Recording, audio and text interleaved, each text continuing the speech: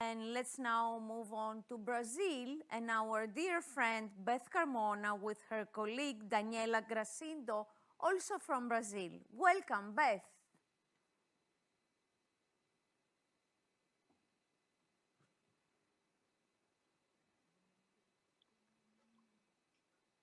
Hello, Beth. Hello, Welcome. hello, hello. Thank you very much. Thank you. I'm very happy to be here.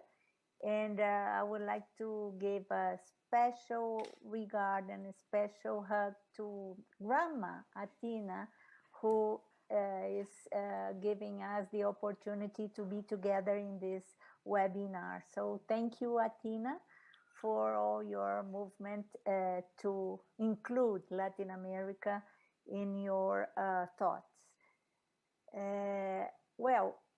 I'm gonna try to be as brief as possible, as I have here with me not only Daniela from Brazil, but also Danielle and Giovanna that will talk about Mediativa and Conkids, which is the organization that I am behind. I'm very inspired by what Cecilia just showed to us, and also about Sherry. Uh, Everybody who presents something that go in the same direction that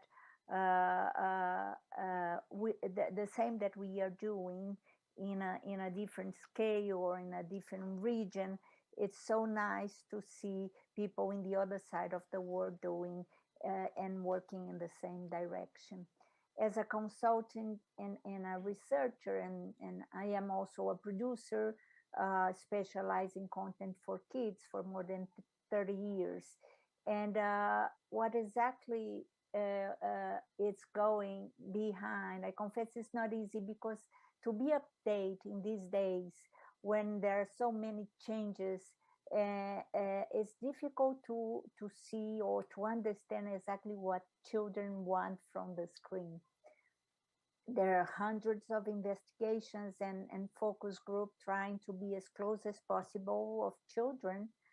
And as a producer, also, I'm getting very close to the research and trying to create methodology to work with kids, to work with their stories, and the stories that matters to kids, the content that will develop them, the content that will encourage them to make changes, the content that will make them curious, or they that content that could show them more about the world.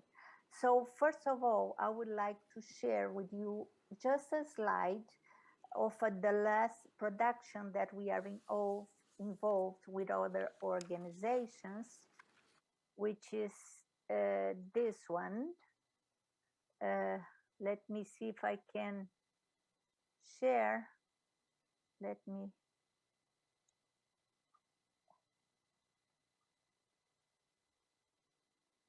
see if you can see. Oh no, sorry. Can you see? Yes. Yes. Oh, this is the last production that we are involved.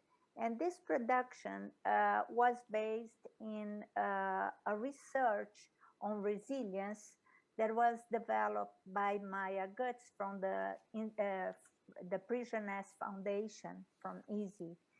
And it's interesting because Maya developed a methodology of stories, how to get the stories from the kids, the stories of resilience during the pandemics. And in Brazil, with TV Futura, we created two stories during the pandemics, the stories of Italo and Tawana. Both stories are stories of resilience during the pandemics. The story of Italo is the story of a boy who lost his father for the COVID-19. And it happens also that he also lose his bird that it was a bird that he was a friend of, and he was very connected with this bird, and the bird also through the window. And so in the end he lost the father and the parrot. And it's fantastic that the story is a really real story that came in this storytelling club and then adapted to a film. It's a real story that we recreate from the statement of the boy. The same happened with Tawana, which is an indigenous girl who lives in the Amazon, in a community in the Amazon. And she was forbidden to play the ball because she was a girl. But she wanted to play it, and in the end, she could convince father and the community that she was able, even being a girl, to deal with the ball uh, in a very good way, an effective way. So basically, this is just to say that there people are developing different methodologies to work with kids to make the narration uh, being as real as possible. And I think it's a very important issue to the way that we are going to produce.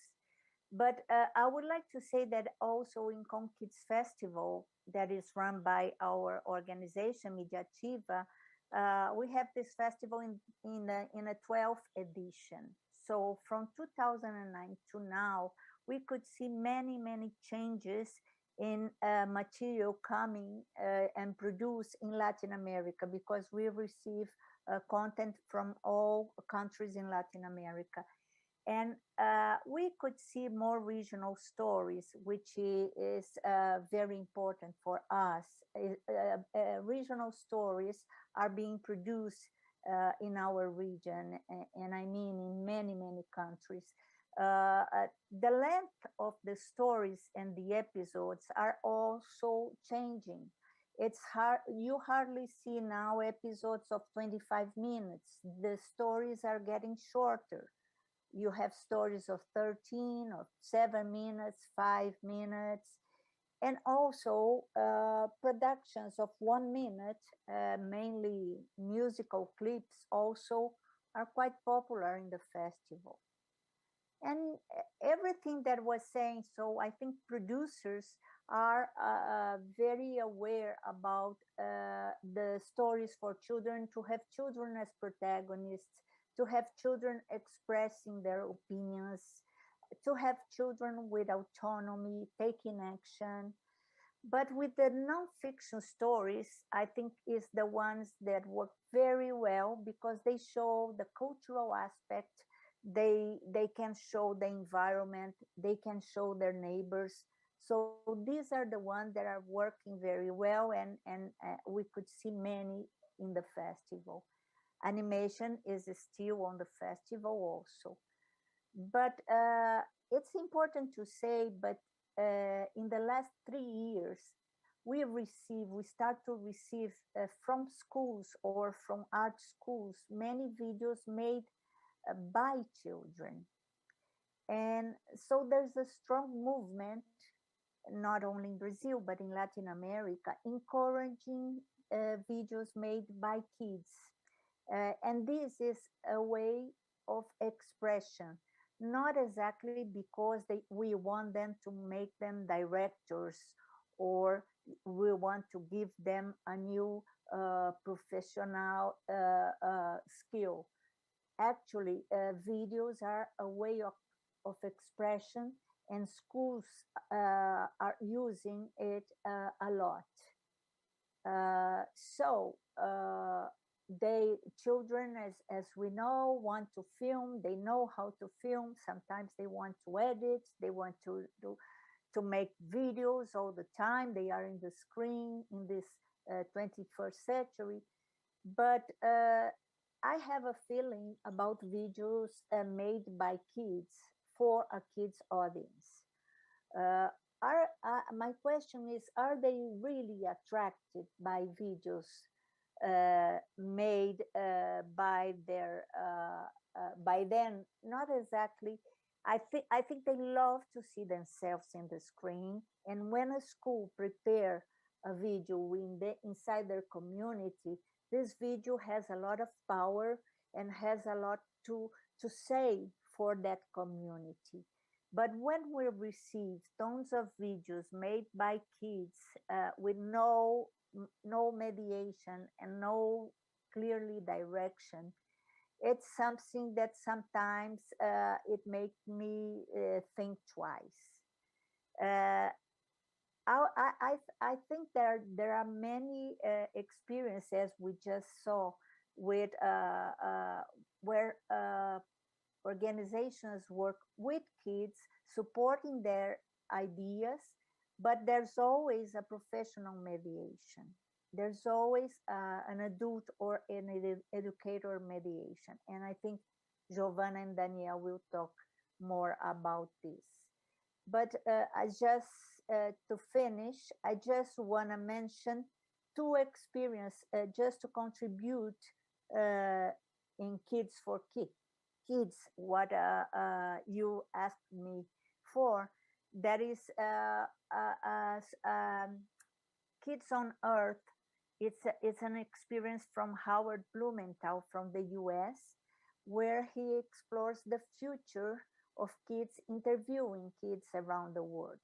He arranges the interviews in the schools and community, and he make an interview with the kids, and then he edit the questions about environment, family life, planned careers, etc. So, Kids on Earth, I can give you the link where you could see more than 600 videos that Blumenthal is creating, these video segments in different regions of the world.